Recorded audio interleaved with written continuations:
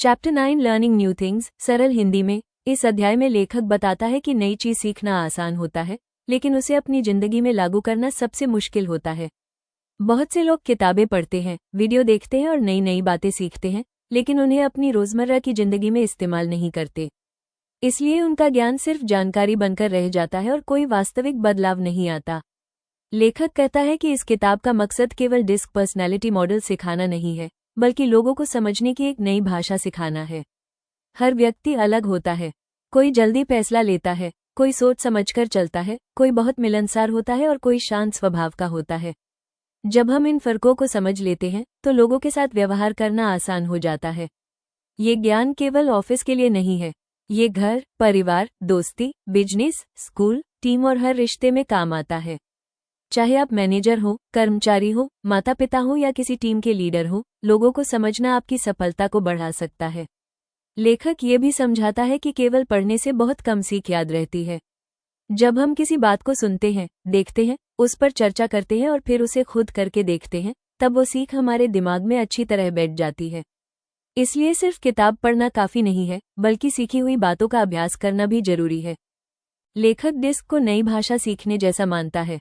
जैसे कोई व्यक्ति सिर्फ किताब पढ़कर अंग्रेजी, स्पेनिश या जर्मन भाषा में धारा प्रवाह नहीं बोल सकता, वैसे ही केवल डिस्क के बारे में पढ़कर लोगों को समझना संभव नहीं है।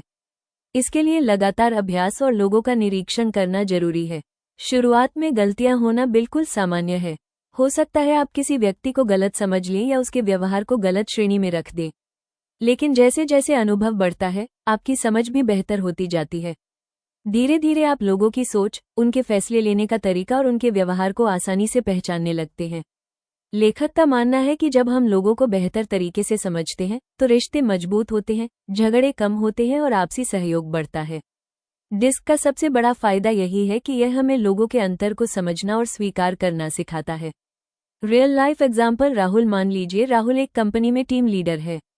पहले उसे लगता था कि उसकी टीम के कुछ लोग कामचोर हैं, कुछ बहुत ज्यादा सवाल पूछते हैं और कुछ लोग मीटिंग में बिल्कुल नहीं बोलते। डिस्क सीखने के बाद राहुल को समझ आया कि हर व्यक्ति का स्वभाव अलग है। जो व्यक्ति जल्दी जल्दी निर्णय लेता था वो रेड पर्सनैलिटी का था। जो हर किसी से बात करता था और नए आइडिया देता था वो येलो पर्सनैलिटी का था। जो शांत रहता था और झगड़े से बचता था वो ग्रीन पर्सनैलिटी का था। जो हर काम को ध्यान से जांचता था और ज्यादा सवाल पूछता था वो ब्लू पर्सनैलिटी का था। अब राहुल ने हर व्यक्ति से उसके स्वभाव के अनुसार बात करनी शुरू की।